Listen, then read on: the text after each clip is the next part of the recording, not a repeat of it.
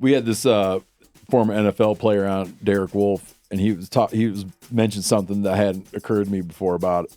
Is you're coming up as a rookie, and he's like, and all of a sudden you're on the field, and it's like you're on the field with guys you've been watching, and he said there's actually like a starstruck element to it where you'd be like, oh my God, there's Tom Brady, right? And you're supposed to tackle him. You know, Tony Stewart, who I was, a big fan of, and a guy that I looked up to, Jimmy Johnson, Casey Kane, like all those guys were, there's a transitional point of kind of just being in awe of being there to trying to earn your place to establishing, your position as being a competitor to those guys and not their friends or not their fans. You're in there now. You're in there, and it's it's definitely a competitive environment, and at some point that that totally changes.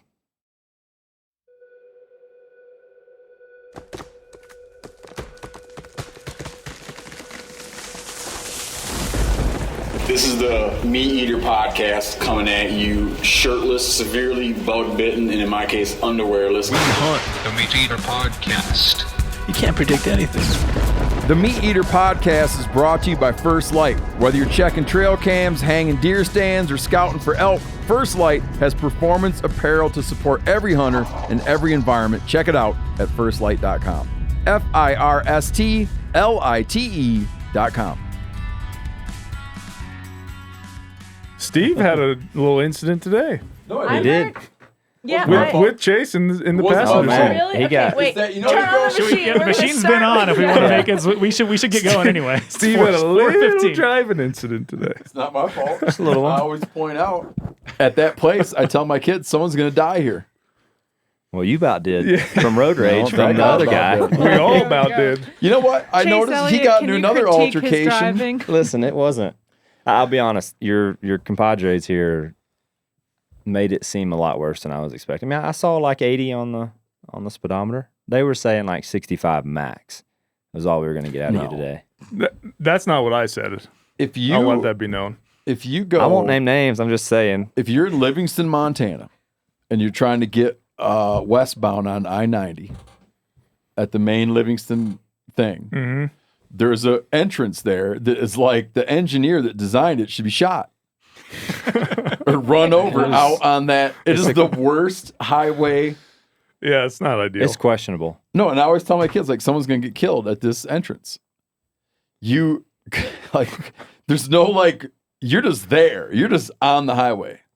I start sweating every time I get on the freeway. So you know what I'm talking about. 100%. Yeah. I'm on your side, Steve. You can't, it's, the runway is so short. You do the little loop, and all of a sudden there you are. And, like, dudes that don't get over, it's not like you can stop and then wait a while and then merge out later. You have to just go. And they have to let you in. This guy didn't want to let you in. No. And then he wanted to have a little conniption, honking his horn. And I noticed he got into an altercation. I was in my rear side view mirror. I watched him having like a little blinker war with another guy.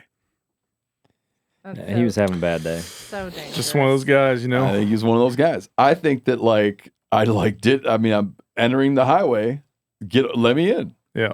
And if you want to not do that, But how would you rate your own driving in general? Are you like a well, I don't safe need to and rate it. I cautious driver? have the stats to back it up. What stats? Like I totaled my first car on a two track, crashed a tree, trying to open the the windows in the back, Yeah. the trucks used to have, trying to hand a beer through to a guy named Brian Peterson and Not hit to an name oak tree names. on a logging and hit an oak tree on a logging road. Oh, Frickin' damn. Brian. And they were in the bed. They were in the bed of the truck. They about got launched. I was about to say. How'd they do? But that was one of Yeah. the worst things. So I bought that truck for $600. It was on the corner of Russell and Riley Thompson, Dalton Township, Michigan. What was it? 79 Chev, two-wheel drive, blue. Team Chevy. Yeah, Hey, we're all about some Team Chevy. that's the voice of Chase good plug. Elliott. When I get to reading you about how credentialed Chase Elliott is as a NASCAR driver, you're going to blow your mind. Debatable. I'm talking to the listener. You won't believe it, how credentialed this gentleman is at race car driving. You might not. Well, We'll find out. Fixing to find out. Stay tuned. You'll have to wait and see. What was I getting at? Oh, that truck. Truck. Your truck. So it was at the corner of Russell and Riley Thompson, $600. Stick shift. Short box, short-ish box. We didn't have an 8-foot box on, which is a bummer. My next truck did, which was $300. Anyways, Regular cab, What short was the box. mileage? Damn, back Regular in the cab. day. what's that? What was the mileage? High. I mean, I assume so for $600, but I just was curious. It was a long Like- time ago. This would have been when I turned 16, so it would have been in 1980. Not 86. Would have been 1990. That wasn't that long ago. My first truck was a been worse. short bed, regular cab Chevy, 88. I didn't have this truck long. Anyway, Let me go tell you ahead. what happened. Yeah. No, well, so I crashed it into this oak tree and smashed it all in. Matt Jones, who was a total gearhead, like, you know what he had to do most likely to succeed? Mm-hmm. He was such a gearhead, I voted for him. No one else did. But I just saw in him, like, I mean, he'll be successful at fixing cars and other stuff. Yeah. He became a hydraulics mechanic. Anyhow, I sold it to him for $100. So now, and because he's such a gearhead, 2 days later, some bitch is driving the truck around. It looked just like when I had it before I crashed it. Yeah. So Same, I learned a strong Those are- life those are lesson. Same thing useful happened with my skills. truck. Way too cheap. I blew my truck up on the interstate driving to college. And when I was back for Christmas this past year, I saw some dude driving it around. Really? Yeah. Fixed her up. Fixed it up. You know. Then I bought another Chev after that. Then I bought another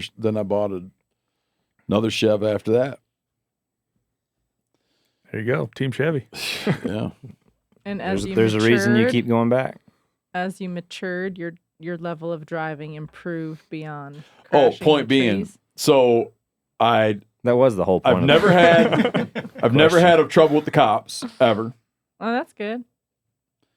Never had like a moving violation, nothing like that. You don't speed. You never got a speeding ticket? Yeah, but I mean, You get a ticket for the crash? no, because that was off in the woods. I rolled. I had a Econoline van that I traded Ronnie Bame. Oh, I traded him a Husqvarna 252 chainsaw, and I think $250 for a van. Rolled it on the ice, destroyed that, and other than that, nothing bad's ever happened to me. that's not a bad. Some record, I guess. facts speak for themselves. I never even killed a deer. I hit one with the side view mirror, but couldn't find it. He made it You then. might have killed one. I don't know. We looked all over. I thought for sure it'd be dead, but we couldn't find it. Tried to trail it. So, yeah, I'm a good driver. Yeah. All crashes off road, none on road. None on road. Hit a That's tree key. off road, like Baja. That's key. That's what we called it growing up. My only speeding ticket was with you in your truck. Remember that? Who was driving? I was. It was his speeding ticket. Yeah. In Wyoming. How much Oh, faster? I forgot about above that. Yeah. Speed limit. I was were you? like, I hope this cop, some young dude, knows Steven Rinella. I look in the mirror, it's some white-haired old dude. Had no clue. $90. Mm-hmm. I've been let go. I've been let off on some tickets, and I got a minor ticket not long ago, but I was doing a good favor. Remember when we did that giveaway where we brought chainsaws to all the dudes that enrolled block management? Yeah. Well, I was dropping off my chainsaw and got a speeding ticket, but he lowered it down to like barely speeding. And I could just take care of it in the mail. Now, I one got a time, bunch of those. Bunch of you got a lot of barely speeding tickets? Yep. I got one it was a warning a couple weeks ago. And then you know what my record is when I drove Oh, yeah, but you never drove. 90 for 4 hours. I still between think about that Waco and Texas Austin in the Texas left road lane. trip off. And she only, Corinne hadn't driven for 80 years and then drove a car for the first time and only drove in the passing lane. Between Waco and Austin. Yeah. And you guys about shit yourself. But. One time when I was working for Ronnie, same guy I got the Econoline van from, he sends me out with, a lot of these guys that worked for Ronnie back in those days had felonies and couldn't drive. So you always had to drive because they had too many DUIs to drive. Well, one day we're with a guy. It was me, a dude named Scott, and a dude named Bill Dutcher. And all I know is he just started working for Ronnie. Okay, he just is a brand new employee. All I know is his name's Bill. Okay, all day everybody calls him Bill. This dude Scott's driving. Scott gets pulled over for speeding. Cop comes up. The cops can just smell a fish. He has a turn to Bill Dutcher, and something just speaks to this cop. He says, "What's your name?" And all of a sudden, he's like, "Randy," or some shit. You know what I mean? And I'm like, "Wait a minute," because all day you've been Bill Dutcher, you know. So he's like, "Randy," and he goes, "Let me see your ID." He just knows. He knows. And he's like, "I left it at home." So the cop's like, "Okay." And he goes back to his cop car, you know, and we're sitting there, and then it's never good. And all of a sudden, like, here comes another cop car. Oh, Lord. And then here comes another cop car in front of our car. Yeah, that's not good. And they get out and tear. I mean, they tear our work truck apart.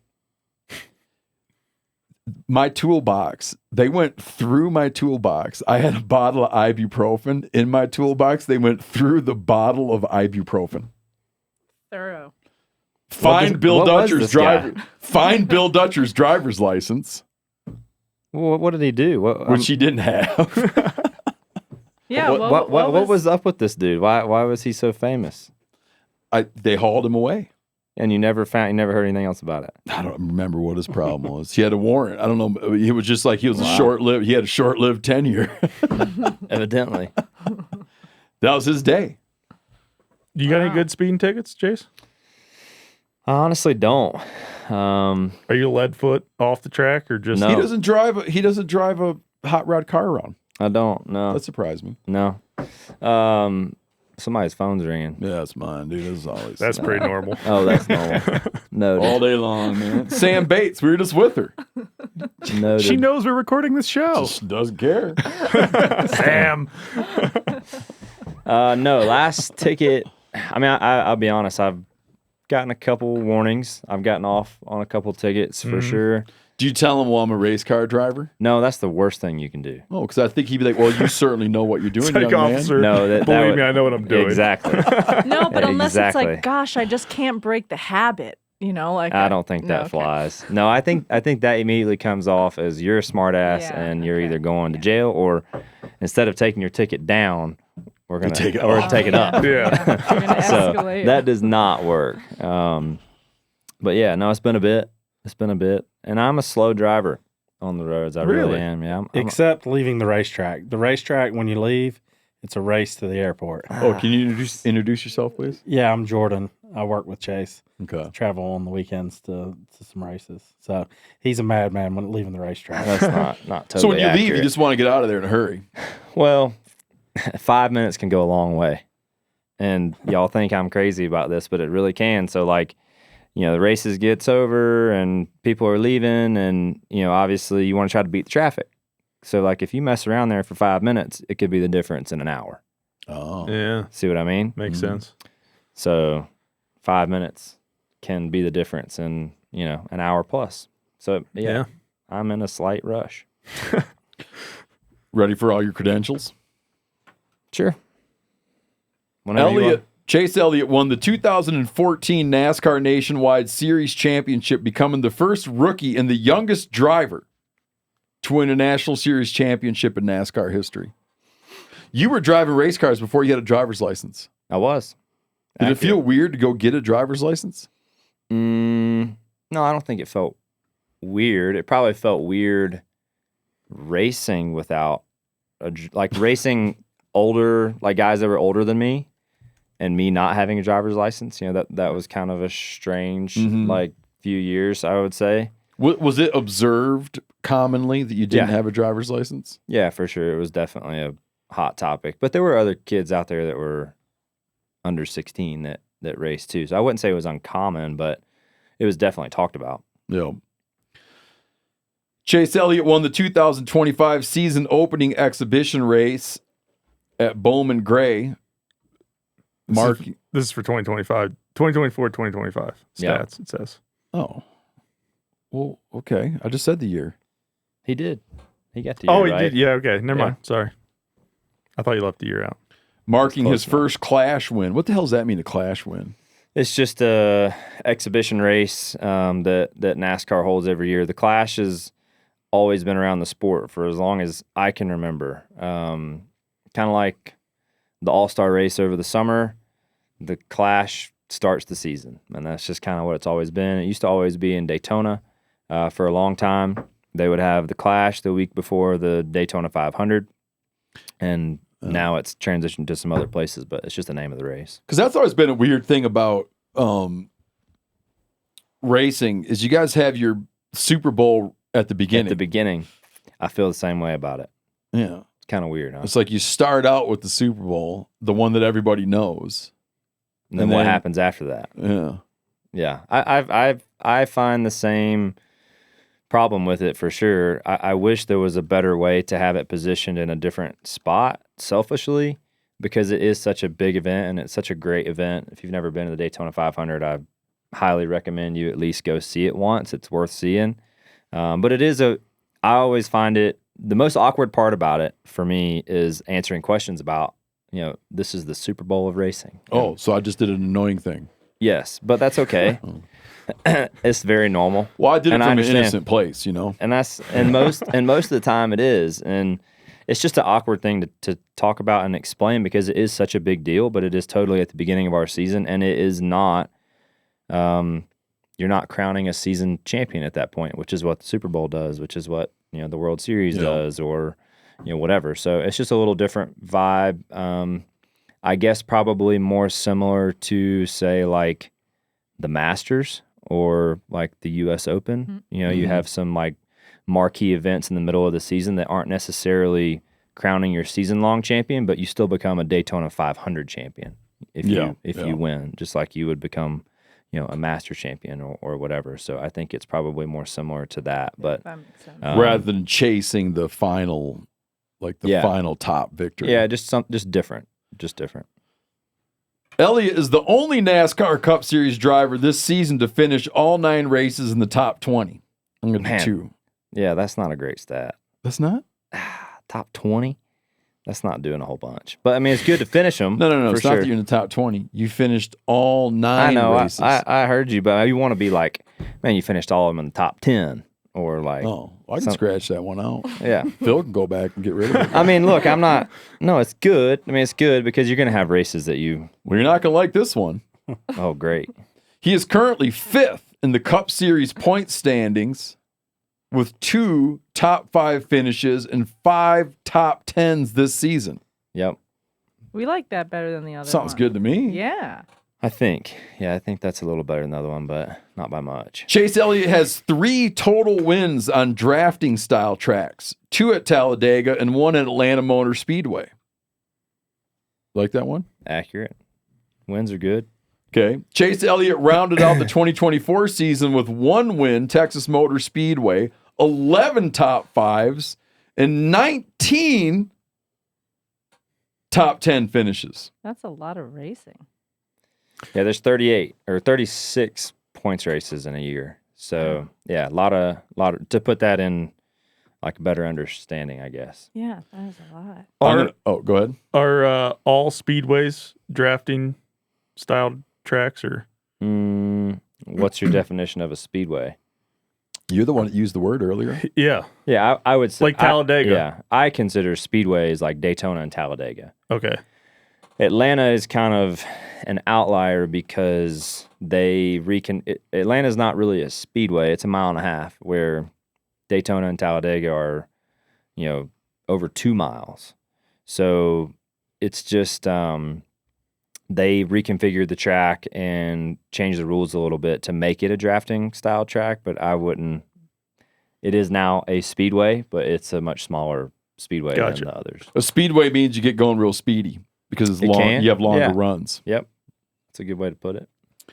I'm going to move this one a decimal place to make it better. Okay. Named one of NASCAR's 7.5 greatest drivers. Much better than 75. Thank you. Thank you. I'll take it. I'll take it. One of NASCAR's 75 greatest drivers, but you're still young. Yeah, fairly. You're young for a driver, 29 years old. Yeah, I mean, I'm not as young as I once was, but yeah, I'm still on the younger side of the equation. Yeah. Who's the youngest right now? Who is the youngest right now?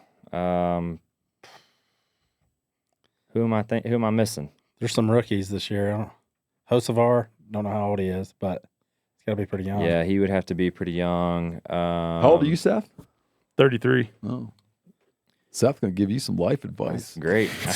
I need it. I can't right off the top of my head, but there's probably some guys in their early 20s, I would say right now. Really? Okay. Yep. You want more? Not really. Oh, here's a good one. Here's a good one. Who wrote this, right? Yeah. Who did this? 7-time consecutive winner of the NASCAR Cup Series Most Popular Driver Award. You like that one? 2020 NASCAR Cup Series champion. 2020 NASCAR All-Star Race winner at Bristol Motor Speedway. 2014 NASCAR Xfinity Series champion. And he's the son of Hall of Fame inductee and 16-time most popular driver. 16 times more popular than you are. Good chunk. Yep. He's got me covered. His father, Bill Elliott. Yep. More popular than you. Yes, he is. To this day, I would say. More popular than me.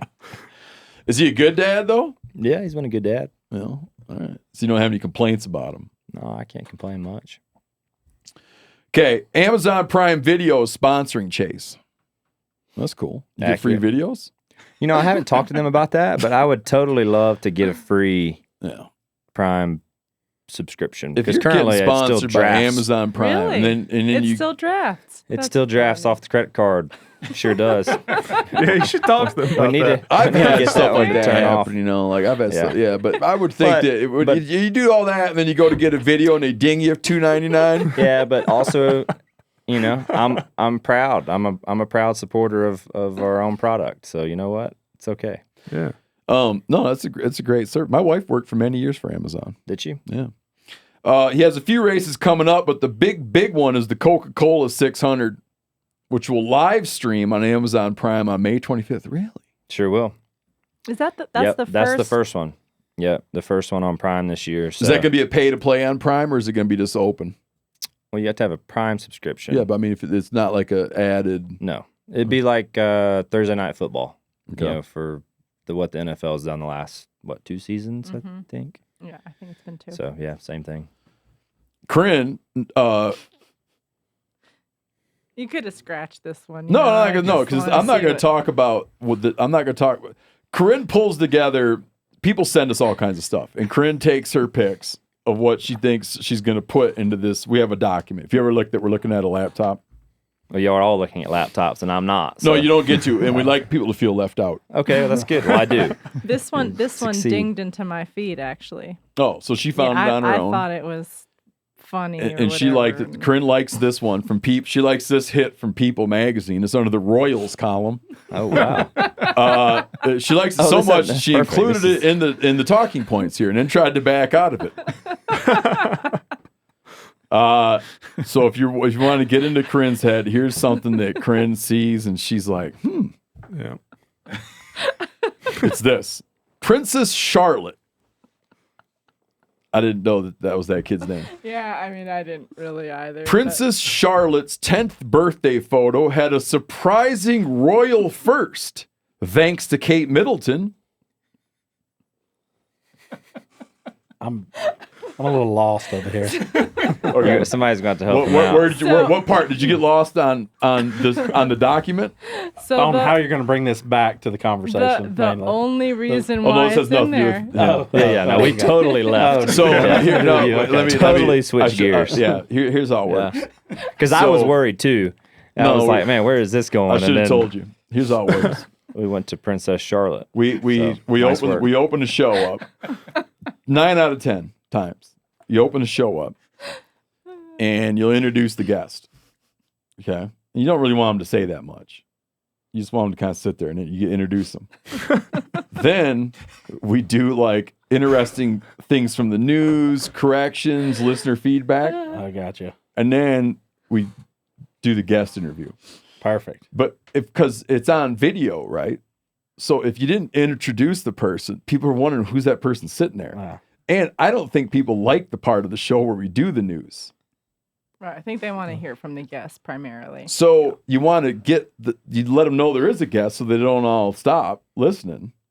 But then what the part that we like is the news. That's good. So you force them to hang around for it, and then gotcha. We start with do a little bit for the guests, then we do a little bit for us, and then go back. Put on my spectacle. All right, so that we don't take 25 minutes on this first news item. The only reason why I thought it was funny Is she had a or camouflage relevant, jacket. Yeah, is that it's the first. It's not like I follow People magazine, number one. It's not like I you sure? follow news of the UK royal. Yes, thanks to Apple News. She's got This fed in. Is that Mossy Oak? It's not an American brand. I look really, really, really closely, and it's a British brand.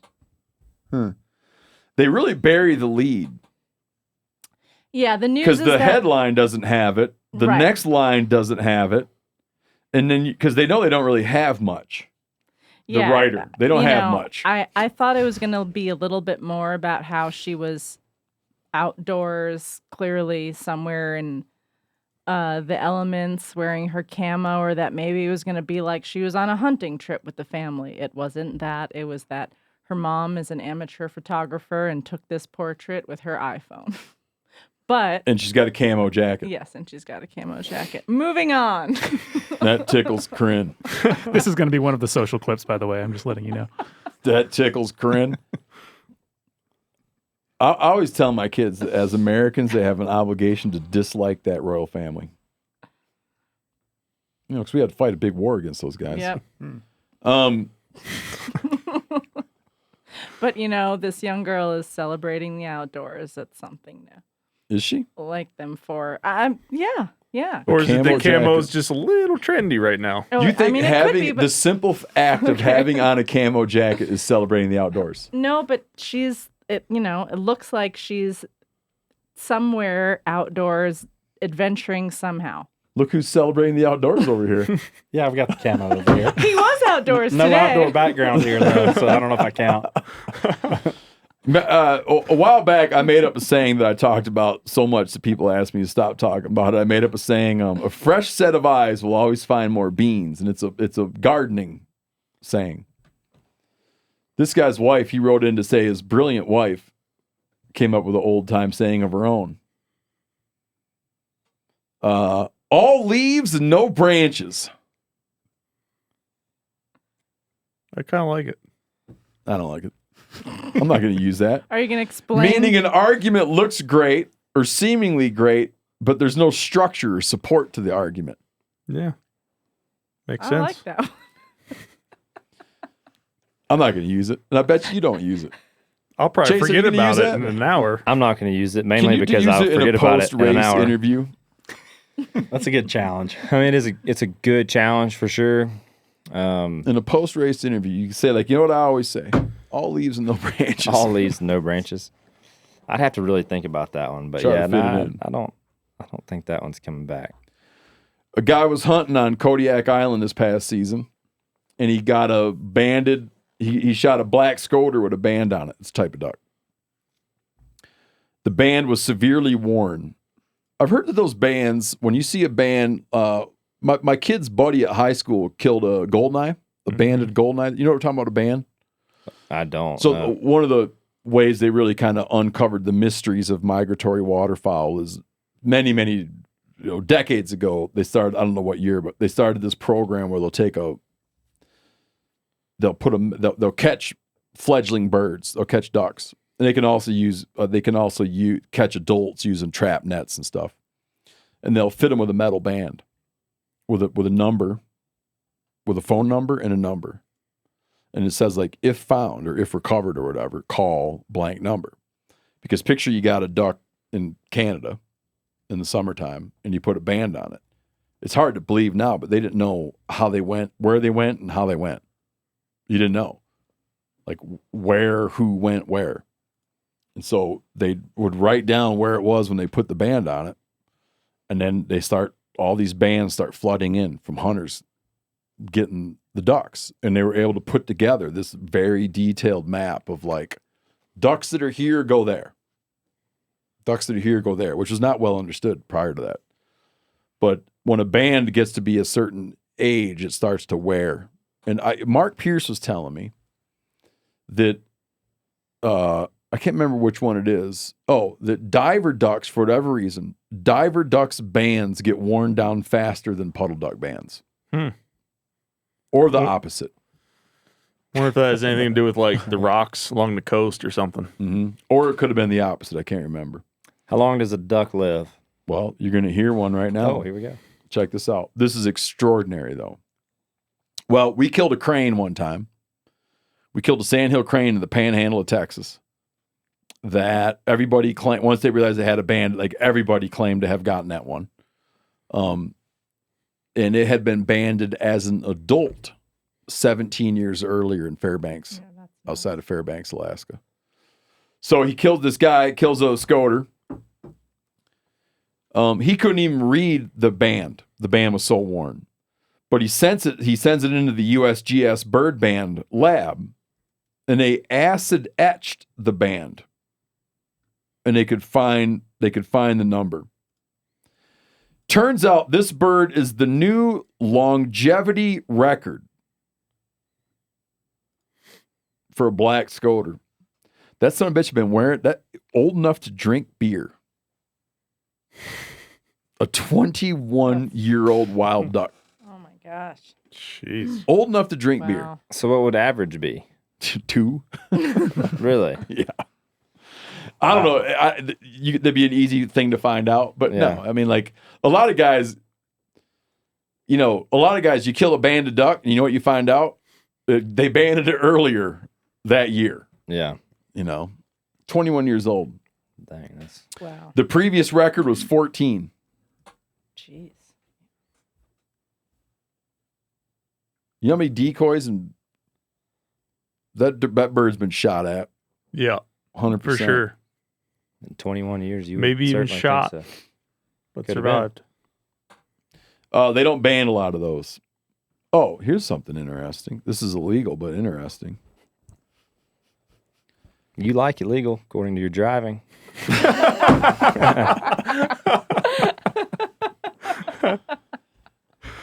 So I was talking about one of the most interesting days I've ever spent was in the southern end of the Philippines, and I spent the day at the cockfights. And guy here says, you have an open invitation to get a hold of me anytime you're in Kentucky. I should not read this out loud. Might not want to name drop on this. One. Yeah. True. He goes on to say, I'm pleasantly surprised to hear you guys are interested in going to some cockfighting. There are tons of hypocrisies by public and lawmakers.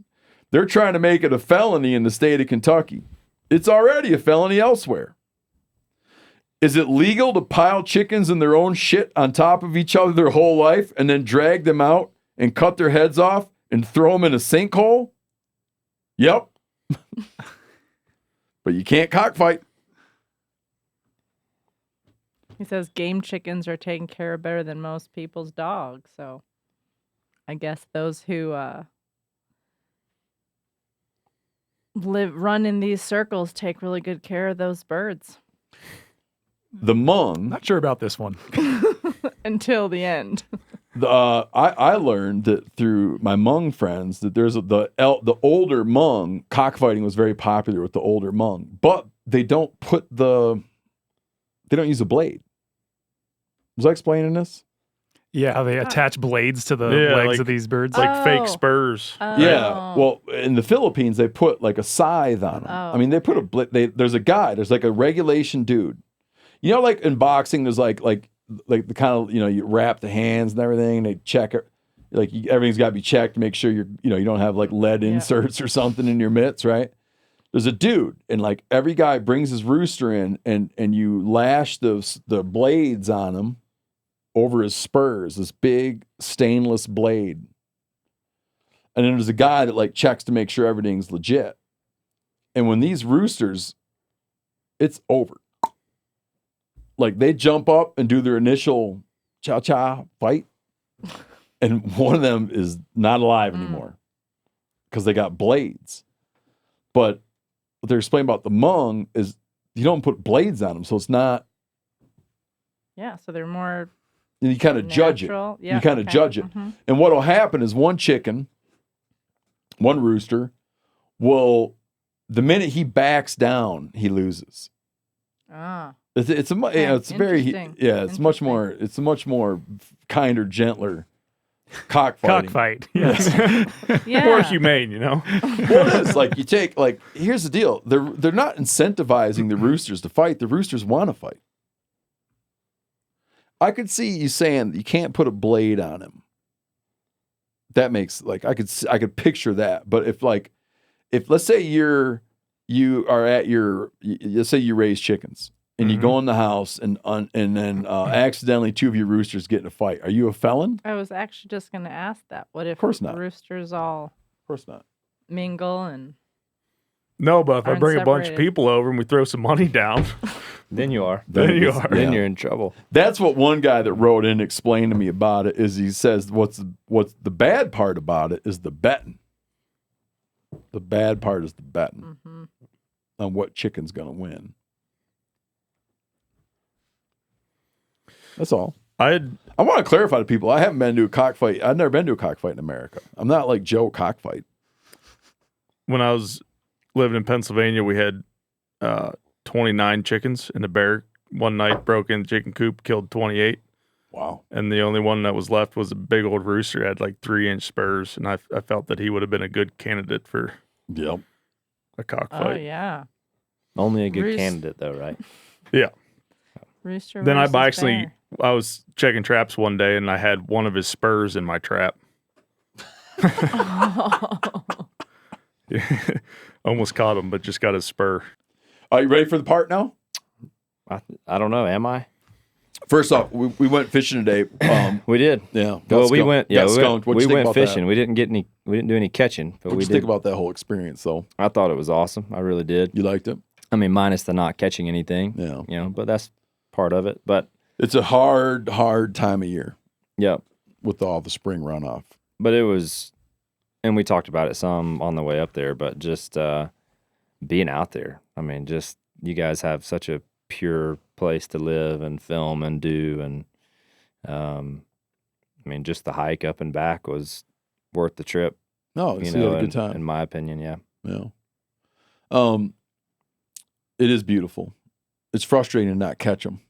It is frustrating. And then and you're in my situation, you got to resist the urge to be like, we caught one right there. We caught one right there. When the cameras were 2 miles back, we caught one right there. Right. Yeah. it was okay though. I mean, I in fairness, you did put me on one that I missed, and that was on me. That was on you. He had it engulfed. That was on me. He I was took late. the fly, had was it late. under. That was late. It was That's your okay. fish to catch. It was. That's all right. I learned my lesson. So Yeah. it's good though. We talked about how he started driving super young. Mm-hmm. And I was asking you earlier, maybe you can explain it. I was saying, if you're going to ask little kids what they want to be when they grow up, being a race car driver is like in top 5. 100%. It's like, he's like, you could be like a veterinarian. They know about that.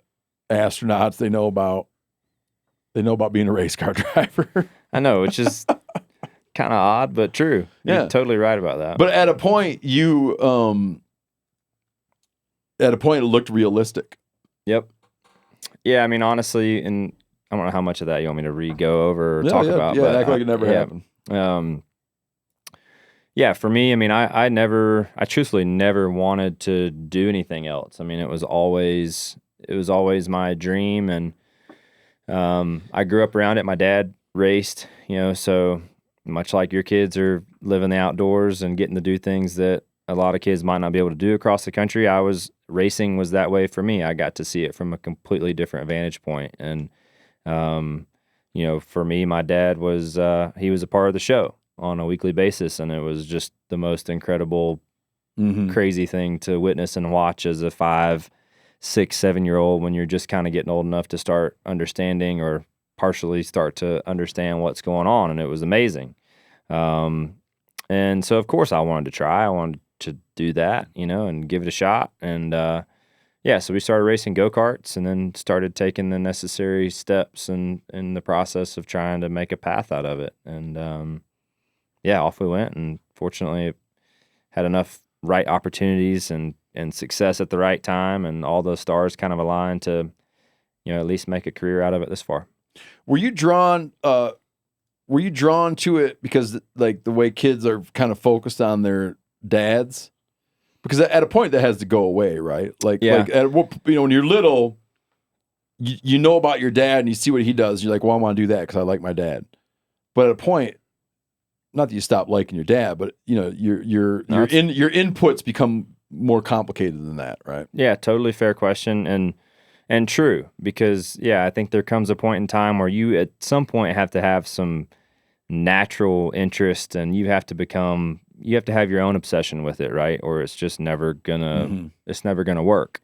And that definitely happened. I don't know at what age that happened. Probably when things got, were starting to get more serious for me racing. I would say probably 10, 11, 12. That probably transitioned from, hey, I want to go do this because Dad was doing it and it was really cool, to, wow, this is a extremely difficult and rare discipline that I really respect and admire. And that was really where I think the love for it, for me, exploded, because I realized there was just so much more to the puzzle than meets the eye. And also that way more than I think people ever give it credit for, and just the craft and everything that goes on behind the scenes. And I fell in love with that. And that's really the reason that, I enjoy it still to this day.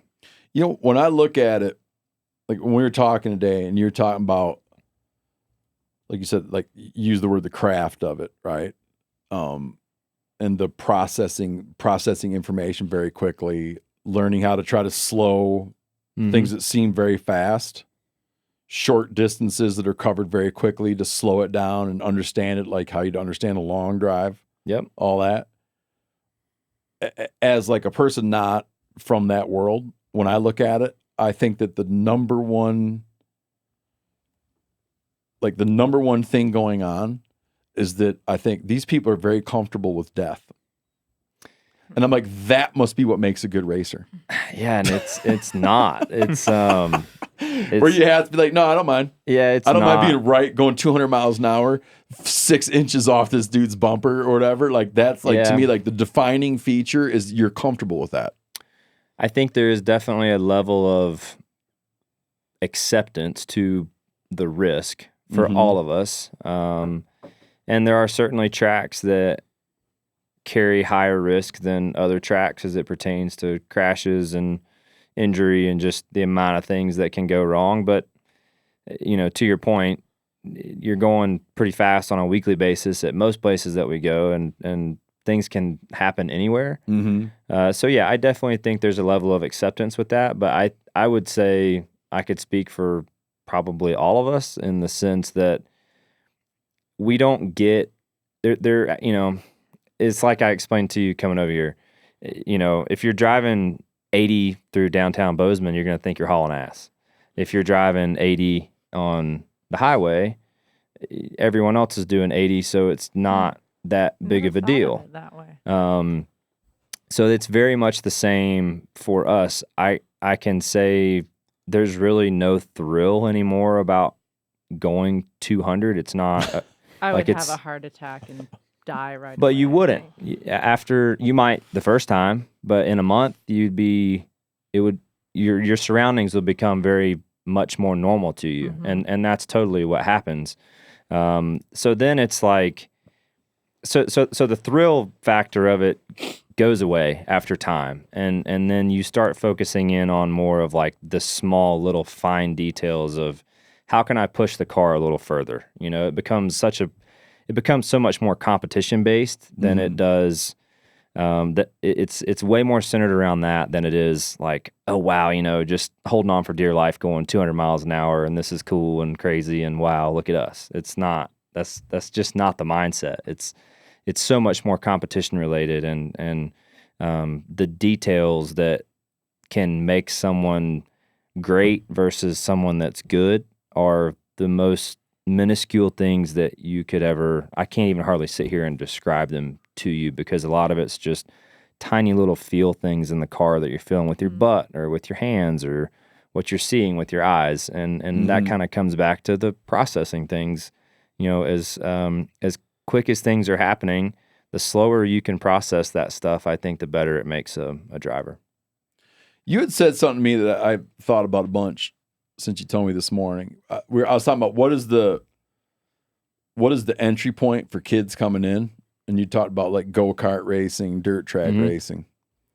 And you said what matters more than like what it is it competitive?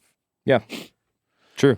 And I started thinking about that because that has like, I feel that just things from my life. Like I went to writing school and I went to like a very competitive writing program with like really good writers. Mm-hmm.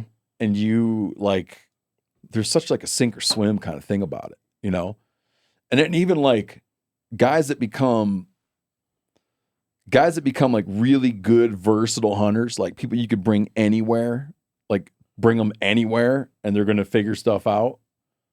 A lot of them coming out of competitive like you got to like work harder, get up earlier, walk farther, outsmart, outthink. Do you know what I mean? Like you have to like learn to deal, and then that makes it that you develop your expertise. But I don't think people think about it like, no, you got to look for the competition. 100%. That's my opinion, and someone else might tell you something different. But I think that when you ask the question, it's how do you start? Like if your kids were interested in it, like what would you go do? And that varies because in some parts of the country, asphalt racing might be really strong and healthy and popular. And if it's strong and healthy and popular, odds are it's going to be more competitive. Are there other types of racing you could go do? Yeah, probably so. But if it's not as healthy and popular, then you're probably not getting the same level of competition. So I think it is very much tailored to where you live, where you're from, what part of the country you live in, and what is going to challenge you the most. Because if you're not challenged, you're at some point that's gonna beat you up, and racing is one of those things where when you get started, a family could probably win their way with spending the most money to a point. But at some point that's going to end, right? At some point you're going to meet somebody that's as good as you, if not better, with the same equipment. And then how do you deal with that? And I think that's that's an important piece of racing, because it's, at some point down the line that challenge is going to grow near. And I think understanding how to deal with that, to your point, kind of that mindset is going to help you one day. I'd heard this story through my kids about a kid that, like a buddy of theirs, that was like a dominating force in Bozeman baseball, which is not this is not a baseball town, So like you're a dominating force in Bozeman baseball, like in high school. Yeah. Okay. But then he goes down to Florida, and then yeah, and you're like, oh, I had no idea. Yeah, I mean, it's same. I had no idea, dude. Yeah. That's exactly what I'm talking about. Like that exact thing. Yeah. That's a great example, and I'll probably use that one day, because that's a great way to put it, and totally along the exact same lines I was talking. Yeah, you saying that made me kind of rethink some of that stuff. Be like, well, yeah, why do all these like Texas cranks out, great football. Yep. Florida cranks out all these great baseball players. And like, is it like the water? And why is it being? Well, yeah, it's like you're saying. It's like you've created a place where people have to dig deeper and deeper and deeper to stay on top, and you can't just ease on top. Exactly. And you can do it all year long down there. That's a big part of it too. We talk about that too. Yeah, I mean that's a fact. For that's totally a factor. Yeah. Out here for sure. At least for baseball and golf if you're into that. Yeah, out here for it'd sure. be a struggle to play for 2 months. Yeah. Do you think? Are you just? Is it like more about competition, or is it more about cars? Like, if you didn't race, do you feel that you would have found some other thing to compete in? I could see it for sure. I don't know what that would be, but I love sports just in general. I'm just a huge sports fan. Love watching. I'm not going to sit here and tell you I know everything about every other sport, but I certainly appreciate the discipline of other sports and some of the greatness and the greats that play it or are part of it. So, having said that, I could see it. I don't know what it would have been. I wasn't super good at anything else, but I also didn't, in fairness, I never really devoted a lot of time to any other sport, but I could have certainly seen me trying, if nothing else. Competition trout fisherman. Maybe that. Yeah. Maybe that. Are you good at golf? You play golf? Go check out those brook trout. Well, You know what I'm talking about? Back home. I know what Yes, you're sir. talking about. Are you like, could you go pro at golf? Oh, absolutely not. No. No. What was it like when you go through all the, I don't know. I was going to ask you, you go through all the steps that all of a sudden you're like, your first NASCAR race. Mm-hmm. What are the steps? Help me understand. Like what is like the thing you got, it's like T-ball, little league, like what does it go? Well, kind of goes back to where you live and how you start. But for me, it was when I first got into racing, which was kind of those early days of I want to do this because Dad was doing it, right? At that point, we were living in Georgia, and there were some small dirt go-kart tracks around North Georgia, just within hour and a half, 2 hours of the house. And we went and, raced some go-kart races on the weekends. Like good go-karts. Yeah, like fast, fairly fast for a 6 or well, I guess I was probably closer to 8, but 7 or 8 year old. Okay. So like within reason. We're not doing anything crazy, but it was competitive for sure.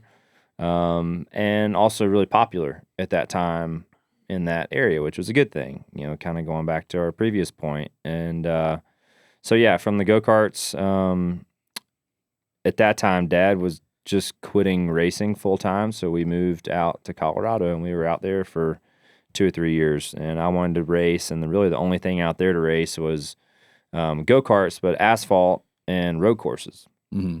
So did that for, 2 or 3 years while we were living out there, and it really kind of came to a crossroads.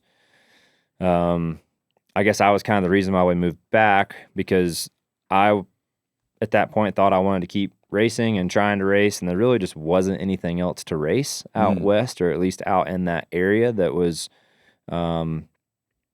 close. And you're going to end up traveling a long ways to do it, and didn't really have the facilities to do it, and shop, a good race shop and things like that. So we ended up moving back to Georgia to kind of help me pursue the racing thing. And so your old man got out of it and moved out west. And then all of a sudden you're like, well, I want a piece of it too. And then he packs up everybody and moves back. Yeah, I ruined it for him. So sorry about his retirement trail, but I definitely ruined that one. But so we moved back to Georgia, and that was really at that point, I think that was kind of when it started to transition from hobby, fun, weekend endeavor to, hey, we're either going to get kind of serious about this, and not that you can't go have fun, because it was, still having fun is important. But it was, hey, we need to have an understanding, like, this is, getting more expensive, and there's a lot going on, and so you're spending money before you make money. Yeah, absolutely. Yeah, I can imagine, dude. Yeah. And that's part of it, for sure. And that's the case for anyone in motorsports, unfortunately. And it's just to what level can you support that, whether people support that personally, or, for us, it was a little bit of a mix from, Dad having a good career, obviously, and being able to help. But then we had good partners too that kind of help offset some of that.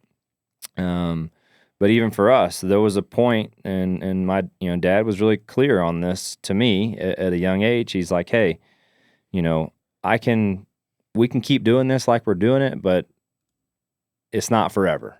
I'm not going to do this forever. Either we're going to get to a point and somebody's going to have to help, or this is it, and Really? I Yeah, understood yeah. that, and so at that point, and probably a little before that conversation, I knew that, and really started to try my best to take things as serious as I could, and still enjoy it, but just I knew in the back of my mind, like, hey, this is no longer a game. Not that it ever was, but it's really not a game anymore. And if I'm going to make an effort at this, I'm going to give it everything I have, and I'm going to make sure that I appreciate everything that all the people that are helping me do this right now, give them my all, and try to make a proper run at it. And so that's what we did. And unfortunately, it worked out. So when is it that you go and like there's 38 races a year, 34, 38? 38, yep.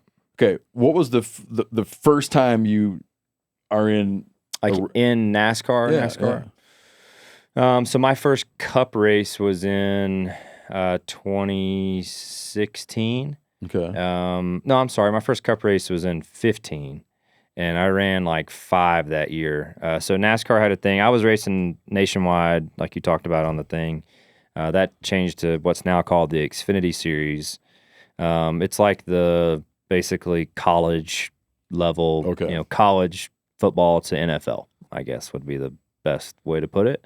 So I did that full time in 2014 and 2015. At the time, NASCAR had a rule that you could run up to like 5 or 6 races before your rookie campaign that didn't like take away your rookie status. So it was almost like a lead into your rookie year. Yep.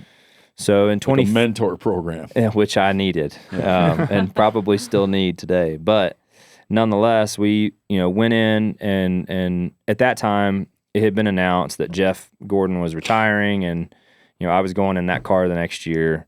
I knew who my crew was going to be and all that. So basically my crew chief, who is still my crew chief now, he and Jeff and Rick, and I don't remember who else, but kind of got together and picked 5 races that they felt like was going to be the best 5 for me to go do. So those are my first Cup starts in 2015, and they were some good ones for sure. They were tough races, and they picked those for a reason, because they knew that they were going to be challenges the next year and the next year and the year after that. Yeah. And so that was my my first one. It was at Martinsville in 2015, and it didn't go well, but we went and made the show and got it kicked off. We had this former NFL player on, Derek Wolf, and he was mentioned something that hadn't occurred to me before about coming up in the league. Is you're coming up as a rookie and you're young, and he's like, and all of a sudden you're on the field, and it's like you're on the field with guys you've been watching weird for 10 years. And he said there's actually like a starstruck element to it for some people, where you'd be like, oh my God, there's Tom Brady, right? And you're supposed to tackle him or whatever. And he says you're kind of like overwhelmed by, you got to put it out of your head. But all of a sudden you're like with the people that motivated you and inspired you to get in there. Yep. It's got to be a little bit like that. It was, very much that way. You're like, oh my God, there's that one dude. Yeah, no, it was. I mean, Tony Stewart, who I was, a big fan of, and a guy that I looked up to, he was racing, he was still full-time at that point. Jimmy Johnson, Casey Kane, like all those guys were in the show that weekend. And, I'm sure everybody's been through that, that's grown up watching a sport, that has ever had the opportunity to go and play or race or be a part of it. And, there's a transitional point of kind of just being in awe of being there to trying to earn your place to establishing, your position as being a competitor to those guys and not their friends or not their fans, anymore. And not that you can't like a guy or still be a fan Yeah, of but you're theirs, in- but you're you're in in there there. now. You know, you're in Yeah. there, and it's it's definitely a competitive environment, and at some point that that totally changes. Talk about how another thing that had never occurred to me before. How blazing hot it is in there. Yeah, it's a little toasty for sure. Like that's like one of the main problems. It is. Yeah. It is. I don't know how hot it gets anymore. I can't remember what a good number is. Probably 115, 20 or something in the car. Does that sound right? Ish. Yeah, I think so. When they have like a thermometer, but yeah, hot nonetheless. And that's what we were talking about. So much of what we do, I think, is kind of hard to train for, because what other activity do you do that, the environment's really hot, you have an extremely high heart rate, but you don't have a lot of physical movement, Yeah. and that's just those are three things that are kind of hard to piece together. But I do think from a cardio standpoint, that's probably, the biggest one that can help. Hydration, I would say, is another one. And then ultimately, I think those two things combined together is kind of your ultimate goal. And all of it is just heart rate control and, trying to keep your heart rate down. What do you do to do it? Because that's like a big, like you talk to competitive spear fishermen or free divers. They got all these tricks and methods for it. But a lot of times you're just laying on the surface of the water and you don't need to be doing anything else. Yep. Like all you're doing is getting your heart rate under control and focusing on your breathing. You can close your eyes if you want, and you're buoyant at the surface. So it's like you're doing all these tricks, but you're not doing anything else. You're not moving 200 miles an hour. Right.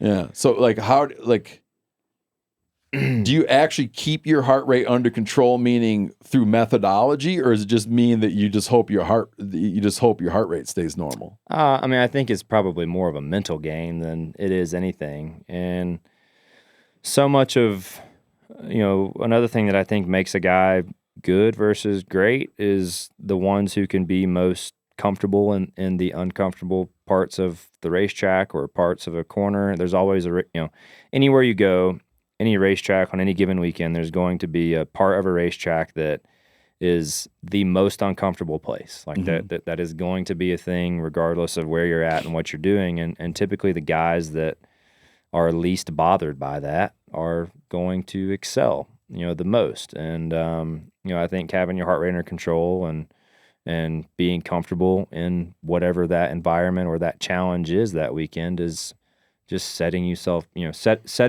up better for success, because you're comfortable in those positions, and I think that makes a big difference. What about the track that makes it uncomfortable? What about it? Yeah, like you said, there's like a portion Yeah, of a there's track. typically a portion. What is it? I would say, generally speaking, most of the time it's on corner entry. Corner entry typically is the most uncomfortable part of the track, because you're going the fastest as you're going to go at the end of the straightaway. And typically you go through a transitional point on track where you go from a flat surface to a bank surface, but you got to get there.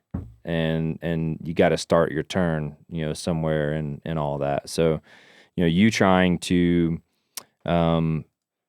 push the limits of the tires, whether, your right front tire, the right rear tire, whatever limitation you're trying to push up to the edge of, is going to be exposed the most in that spot, just because of the lack of banking and the speed you're carrying at that point. Gotcha. Do you think that relates to hunting as far as like being comfortable in the uncomfortable? As far as when you're way out in the backcountry, are you comfortable in that environment, or is it trying to adjust to? No, I think that's in some situations that's huge. But there's also, it takes a ton of forms, because if you talk to guys that, this isn't me, but you talk to guys that are really into bow hunting whitetails, and they'll go in November and they'll sit strapped to a tree from the time it gets, 30, 40 minutes before it gets light out to the time it gets dark. Right? It's maddening. It's maddening. It's not like uncomfortable like you imagine, like climbing up a never-ending hill is uncomfortable, but it's like not. You have to be extremely dedicated to do that. Yeah, there's a mental game, right? It's just like you're just stuck. What if you're like Taking a piss is hard.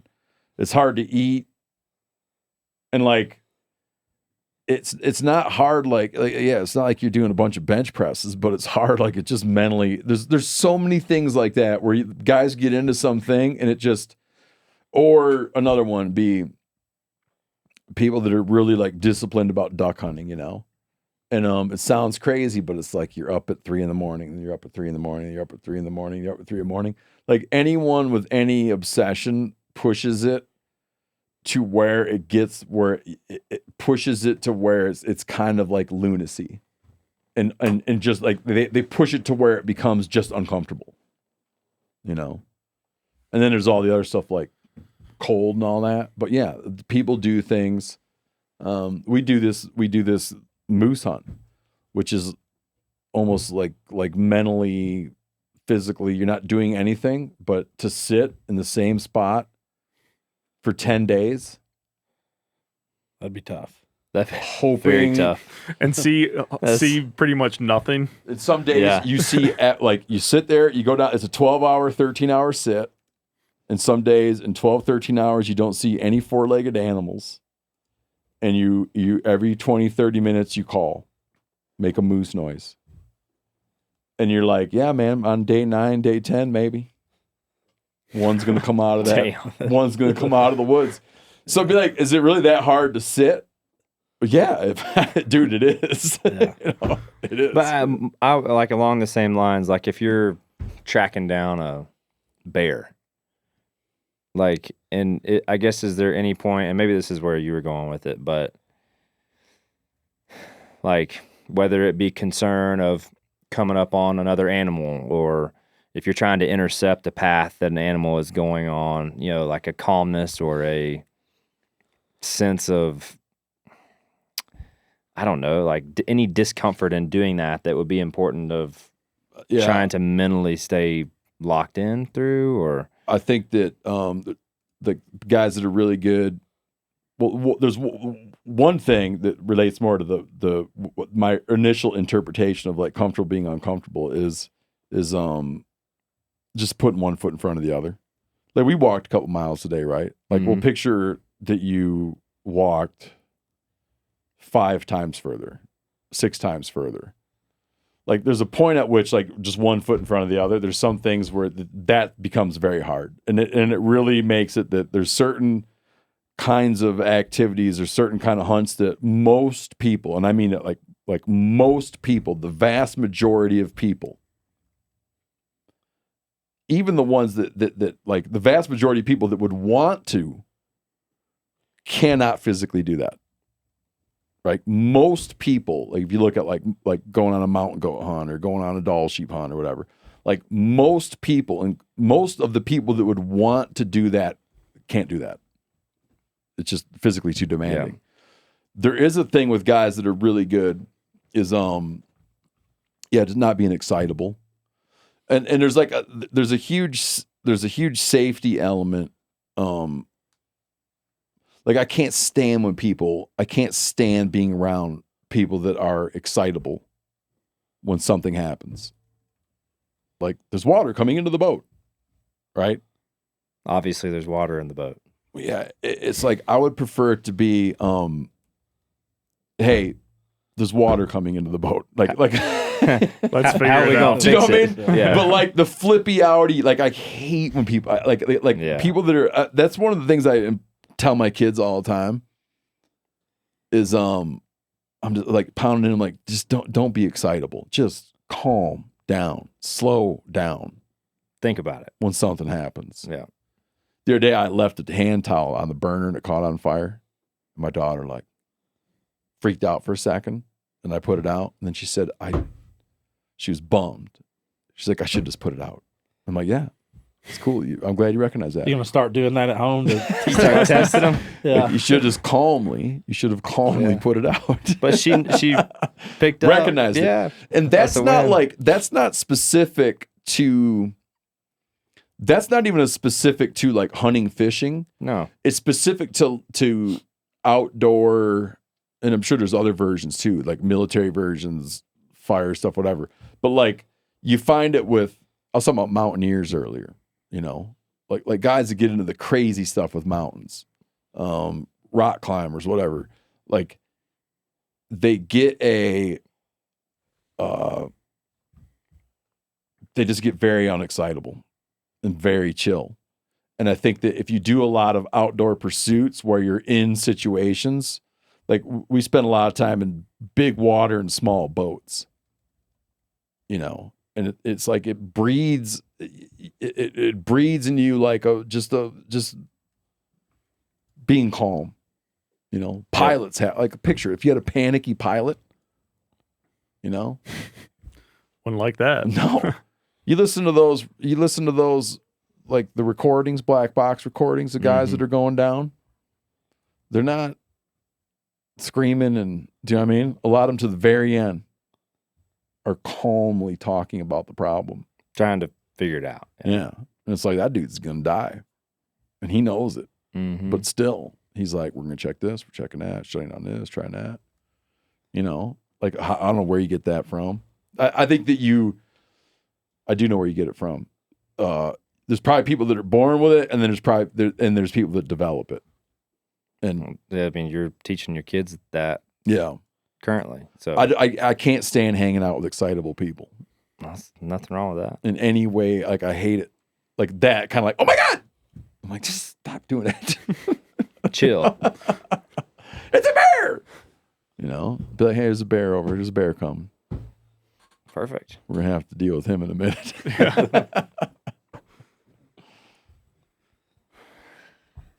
What else?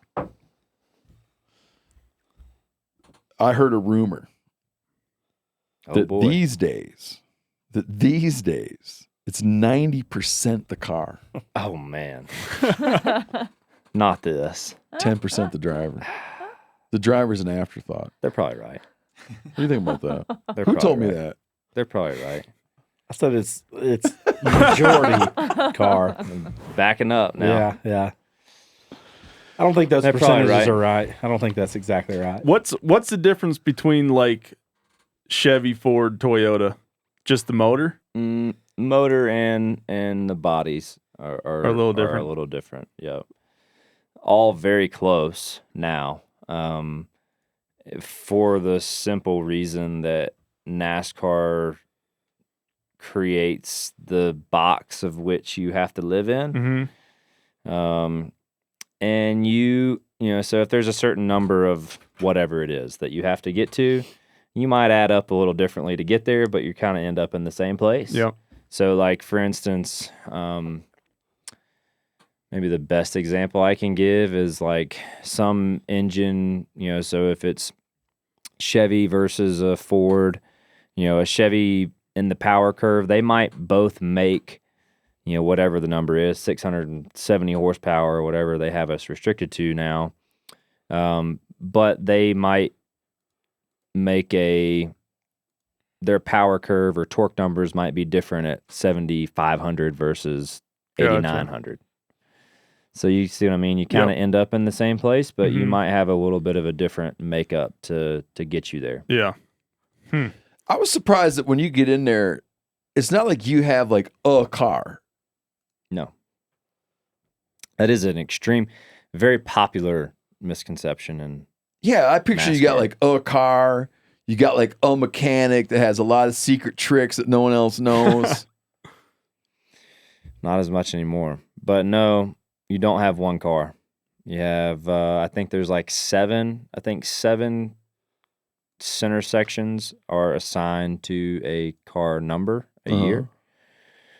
And then you can kind of divide those up how you want to and where you want to race them, depending upon, you know, like you might have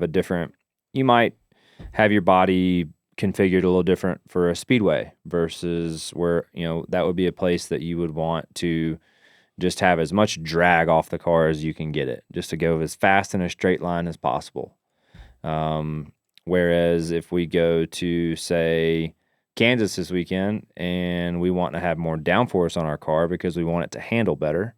Well, with downforce comes drag. So you might have that car configured a little differently from I got you. aero perspective for Kansas versus Daytona. So you have these different car builds that you would take to different racetracks. And generally speaking, we don't take the same car to the track 2 weeks in a row. Unless we just really like a car and we ran really good with it, then they might turn it around and go again. But otherwise, it's going to get a week off or 2 weeks off, and they'll go and kind of remassage everything and, put it back together. Do you run a motor once? 3 times. 3 times. Yep. And then it's done, or do you rebuild it, or? They'll rebuild it. I don't know exactly. You get 3 races out of a motor. 3 races out of a motor, yeah, which is more than it's ever been. Hell, used to, they would have a Friday practice motor, a qualifying motor, a Saturday practice motor, and a race motor on Sunday, and they rebuild all of them for the next week. Jeez, man. Are you serious? That's crazy. Yeah. No, I don't want to pry. But he's going to. Yeah. Well, no. But- it doesn't need to be. It doesn't need to be personal. Okay. Explain the economics of being a driver. Yeah. Because it's not like you got to go buy all the cars. That's your team. Yeah. What are the economics of a driver? Just pick some random ass driver. What are his economics? I don't know. The best way I can describe it to you is basically all drivers are private contractors to whatever race team they work for. Okay. So if I work for Hendrick Motorsports, so I'm basically a contractor of Hendrick Motorsports. I work for them. Rick is my boss, and he pays me. But you're a contractor, so you don't get like health insurance and stuff through them. No, you're a freelance dude. Yeah, you're in charge of all that. Now your contract, you're not just a freelance dude. I'm very much employed by HMS, but you are responsible for all the things you're talking about, whether like health insurance and that sort of thing. Is it hard to get insurance? Not really. Okay. No, I would say there's a market like, for do it. you skydive or whatever? Yeah. It's like, do you like race? Yeah. Well, there are a lot of race car drivers, right? And, around the world in different forms of motorsport. So there are companies out there that kind of specialize in that. Yeah. Okay, so you sign a contract. Mm-hmm. And how many years is a normal contract? Anywhere from probably 2 to 5. Okay. And then there's like some kind of base component? Or is it all win-ins? No, well, it depends. And this is where it could be different for whoever. Some guys could have a base number. Some guys could be totally percentage based on the, how the races go and the purse of any given race weekend. Or you could even have a hybrid. You could have a little bit of both. And I don't think anybody's is really one and the same. Got it. But then when you win, like your name's attached to it, but the team wins. Yeah. Like when they write the big winner's check, they don't write the winner's check to the driver. That's correct. Yeah. So the winner's check would go to the team because they're fielding the car, it's their car, and it's their team, right? So the teams get paid, from the purse from NASCAR for whatever the purses or the winnings that weekend. Yeah. And will you spend your whole career at one team? Or not you, but most guys spend their whole career at one team?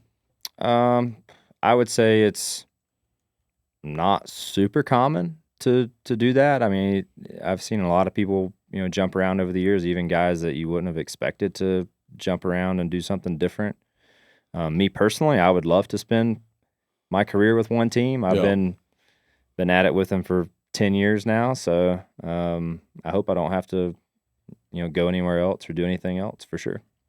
And then you guys are like, when you retire, you might retire at 40, definitely by 50, right? I would hope. And then you just kick it. You just fish. Maybe. It depends. I mean, it just depends on the guy, right? Like, I don't know that I I don't know that I could fish every day. Like I think I would probably still want something to do, like some sort of challenge or Hey, turkey hunting. or that. But you know what I mean. No, I do, but I don't. I could so happily, just screw around all day, every day. And maybe If I could pull my kids out of school, if they didn't have to go to school, I would very, very happily every day just screw around. But how old are you? 51. Well, see, I'm not there yet. I don't know. Yeah. Maybe But when my I'm whole 51. life, I could have very happily just screwed around all the time. Yeah. And maybe so. To me, man, I picture like if I could somehow, if they didn't have like laws about kids going to school, and that still has that I'd have to deal with my wife too because she likes them to be in school. But I imagine that you'd like your kids wouldn't be in school and you would just hunt and fish. I mean, then that could work. Well, I mean, you run into financial issues and stuff. You know, I mean, it's, as long as you can sponsor it, it could work. Yeah. Yeah. Maybe I'm wrong. My wife's not working for a while right now, and she's kind of feeling the itch. Maybe she wants to work. Yeah. She wonders about it. She worked her whole life. She just only took a little break. She's taking a little break. We'll tell her. And during her break, she's kind of like weighing this whole thing out. Like, do you really, like, what do you do? You know? It's nice. So she's getting bored. No. She just is she's considering exactly what you're saying. And yeah, is this, you know, do you get comfortable in this? Do you then go and do a new thing? She's just trying to figure out what it feels like. Yeah. You know? If she turkey hunted and fished, it'd probably be different. See, that's her problem, dude. Yeah. That's her problem. She likes a lot of stupid stuff. I was like, if you didn't like, I tell her, if the things you didn't like, the things you like are so stupid, that's why you're having this struggle. If I was in your situation, I'd be doing cool stuff, and I'd be quite happy. Brave soul. Anything else you want to ask about, share about? I don't think so. Not unless you, I don't know, have anything else you want to cover? No. Hanging out with you has totally changed my, my perception of watching that activity. That's good. Yeah. I mean, I used to think about, wow, look at all those people with a death wish. Yeah, no, I mean, I think there's a lot that is probably misunderstood about, you know, what we do. And, yeah, just so much about the discipline that is never conveyed. And it's really hard to understand. And I totally get that. And because like we were talking earlier, you can't go to the sporting goods store and buy a race car, you know, and that's so because of that, it's a hard thing to explain, and it kind of is a niche sport. You know, you really have to dive into it and be willing to learn about it, you know, in order to get the full appreciation for it. Yeah, you're not going to stumble into it. Right. Yeah. Yep. One last thing. I know I keep coming around to the hazards of it. What percent of roughly what percent of racers have like a career-ending injury, or that their career ends because of injury, or their career ends because of a fatality? Is it significant? I mean, obviously, as time has gone on, I would say in all forms of motorsports, the percentage of both of those has decreased quite a lot over the years. But still not impossible, for sure. Most recently, Kurt Busch, I would say, was a guy that, am I thinking right? Yeah, it'd have to be Kurt, that had a career-ending head injury, you know, that sidelined him for what he thought was going to be a brief period of time and basically never recovered, you know, from a concussion standpoint. He might be okay now, you know, but that had been, you know, I think some years had passed by. So things are a lot safer, you know, today than they were 15 years ago or something. But, you know, certainly that stuff is never out of the question. You know, I think we all kind of understand the risk and kind of what's involved in what we do, and it's never impossible. How dumb were the questions I asked you compared to when you do post race interviews?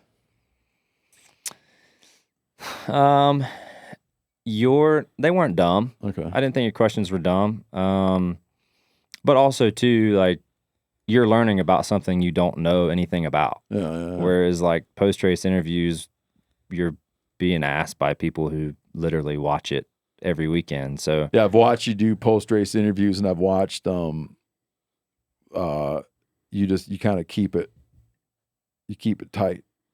Yeah, I try to. Yeah. Yeah, I try to. You know, it's and also too, so much of it depends on like how your day went. And you know, they like to ask about conflicts on the track. Yeah, that's their favorite thing to talk about. You know, it's just conflicts, and because that gets them the most views and clicks. You just don't take the all bait. that stuff. They like when you guys get out and fight, and they love it. Yeah, they love it. But then they want to fine you for it, but they're going to advertise with it. But they love it. Yeah. You know, it's funny because my daughter plays hockey, and they don't, they're not allowed to fight yet. Yeah. At what age do you? I don't know what age they're supposed to start fighting, but I'll feel in my heart, I'm like, I wish she would hit that kid. It breeds it. You know what I mean? Yeah. Because it's boys and girls mixed together. Mm-hmm. So when a boy roughs her, I'm always thinking in my head, like, I wish she'd clobber that boy. Yeah. Hey. How often do you run into conflict on the track? I mean, it just depends. Like, you might go a season where you don't have any conflicts, and then you might go a season where you have, 2 or 3 or something. Like, when I say 2 or 3, I mean like major ones. Yeah. You're gonna have minor conflicts on track, throughout a year, probably a handful, average on average, I would say. But it just depends. Like, it can go either way. Gotcha. You think you'll come back and fish when it's better fishing? I really would like to. I sure owe it to you, I feel like. You did good. I mean, you did the best you could, I thought. I mean, you put me on a fish, and I failed. So that's on me. March, cold, can be real good, depending on a handful of things. Late June, July can be real good. August can get a little nasty and hot. Yeah. The fall, I don't fish. Fall can be good, though. No, I don't fish in the fall. Yeah. I'm going to get a sign that says I don't fish in the fall. That's fair. Someone told me about it. They have a rule. No talking about fishing during hunting season. So that's the months you got to come back. Come back in late June. Late June's the month. Yeah, we'll go up and fish the high country. I'd love to. I really would. I'd love to take you out and for real, Yeah. Catching them. More catching than fishing is always real good. Catching them now that you're all trained up. I'm ready to go. Yeah. Well, thanks for coming on the show, man. And listen, really appreciate everybody for having us, for taking us out today. I know, it was some work involved and all that. So that was a lot of fun. It was a lot of fun. Yeah, we appreciated it. I had fun. I know we didn't catch anything, but it was still good to get outside and enjoy what you guys have out here. So thank you.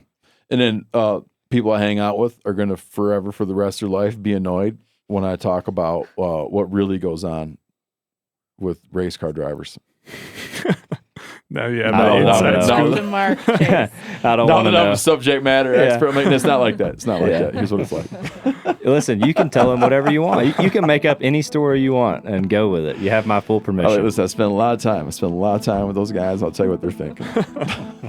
Perfect. Trust me. All right, thanks, man. Appreciate it. Thank you. Good luck in Kansas. Thank you. Yep.